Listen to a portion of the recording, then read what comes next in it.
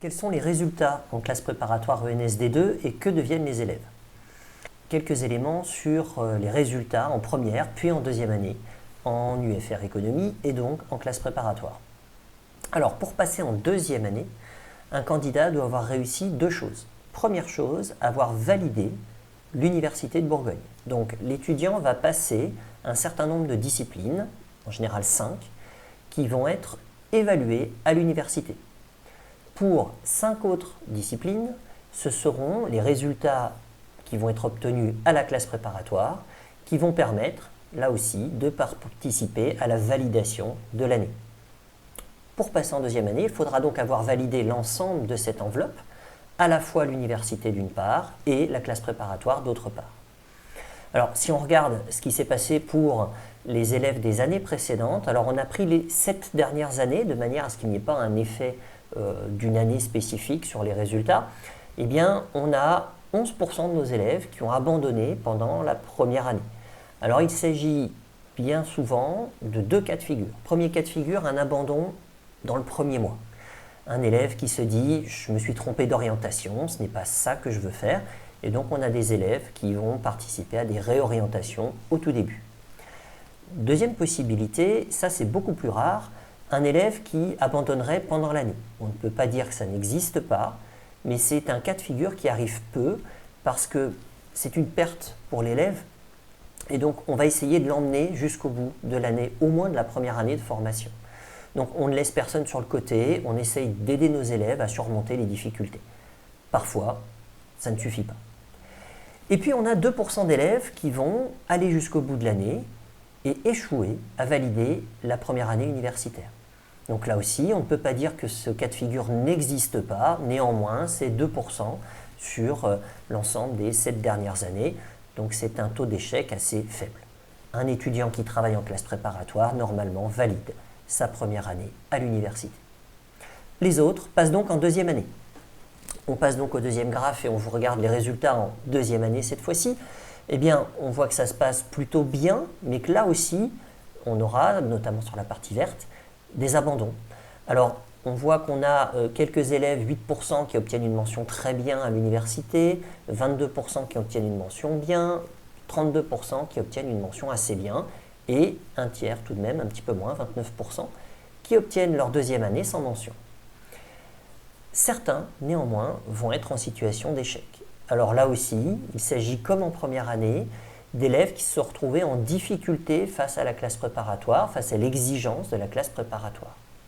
Donc ce sont des élèves qu'on va retrouver en deuxième année, soit redoubler la deuxième année d'université seulement, soit si voilà, il y a eu un petit coup de mou, il y a eu des difficultés qui peuvent être surmontées pour plus tard, on peut avoir un candidat aussi qui cube, c'est-à-dire qu'en fait il va refaire une deuxième année à la fois à l'université et en classe préparatoire.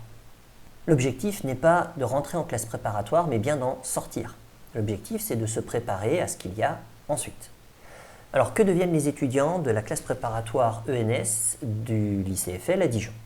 L'essentiel de nos élèves, plus de la moitié, 55%, vont s'orienter vers des formations purement économiques. 36% vont s'orienter vers des formations qui relèvent de la gestion, un IAE, etc. Et enfin, vous avez 7% d'élèves qui vont vers une case divers, donc là on a des formations très différentes.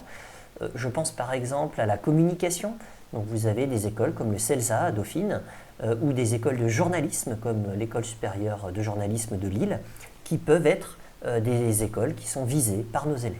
Pour les élèves qui vont en économie, que font-ils? Eh bien, 54% vont en magistère d'économie, 35% vont continuer en L3 d'économie, et puis 8% en moyenne et 3 pour l'ENS et 3% en moyenne pour l'ENSAI continueront vers les grandes écoles. Pour le cursus gestion, 25% iront vers des IAE, 14% continueront dans des L3 de gestion, qui sont en fait des formations qui n'ont pas le label IAE, mais qui relèvent du même type de formation. Et puis 61% iront vers des écoles de commerce et de management. Voyons ces éléments un petit peu plus en détail. Quand on parle de formation en économie, de quoi s'agit-il concrètement? Donc certains élèves vont aller vers l'école normale supérieure, l'ENS, d'autres iront vers l'ENSAI, Donc il s'agit d'une école pour les statisticiens. Donc nos étudiants qui sont bons en mathématiques et en statistiques et qui souhaitent continuer en économie évidemment, eh bien, peuvent prétendre à cette école-là qui permet de devenir par exemple administrateur à l'INSEE. D'autres élèves vont partir vers les parcours magistères. Donc les parcours magistères sont des parcours sélectifs à l'université dans lesquels on postule sur dossier. Et donc lorsqu'on est admis, eh bien, on a une formation en petits groupes avec un peu plus d'heures que dans une L3 standard et puis avec aussi des enseignants qui sont parfois de très haut niveau puisque par exemple ici on vous présente des logos avec 4 formations qui plaisent beaucoup à nos élèves et dans lesquelles on envoie effectivement des élèves. Donc vous avez en économie PSE et TSE qui sont 2 écoles qui sont dirigées par les 2 prix Nobel français en économie. Donc on est sur des niveaux très haut de gamme. Et puis vous avez aussi en finance, Dauphine, ou alors le Magefi à Bordeaux, qui sont des écoles là aussi très haut de gamme en finance cette fois-ci. D'autres étudiants continueront en L3 économie, c'est-à-dire en université, avec derrière le choix de différents masters pour lesquels ils pourront postuler dans de bonnes conditions en ayant fait une classe préparatoire en première et deuxième année de formation. Les formations en gestion, là aussi, relèvent de 3 grandes catégories. La première catégorie, ce sont les écoles de management ou de commerce. Alors, 3 écoles qui retiennent particulièrement l'attention de nos élèves, ce sont l'EDEC, Audencia et Schema. Je les ai donc isolés dans ce schéma. Vous avez ensuite des écoles qui relèvent des concours tremplin et passerelle. Donc là, le principe est qu'il s'agit d'une banque d'écoles. Et donc, en passant le concours tremplin, vous postulez directement à l'ensemble des écoles inscrites dans le processus tremplin. Et en passant le concours passerelle, vous postulez directement à l'ensemble des écoles qui relèvent du concours passerelle. Autre possibilité, intégrer un IAE, un Institut d'administration des entreprises. Il s'agit donc de formations universitaires qui accueillent des étudiants en 3e année. Alors attention, si ce cursus-là vous intéresse, il s'agit ici pour les IAE de compléter des places devenues vacantes par des élèves qui n'auraient pas continué jusque-là, ou alors de cursus qui sont ouverts à d'autres étudiants qui n'auraient pas suivi les premières et deuxième années d'IAE. Donc si votre projet c'est un IAE ou rien, il faut absolument postuler en IAE.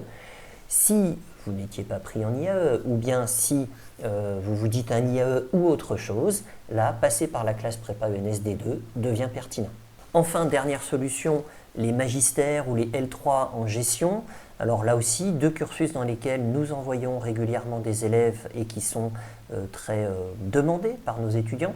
Le parcours magistère finance de la Sorbonne, ou alors le parcours finance de Dauphine. Donc ce sont 2 formations sélectives de haut niveau dans lesquelles nos étudiants candidatent et pour un certain nombre d'entre eux réussissent.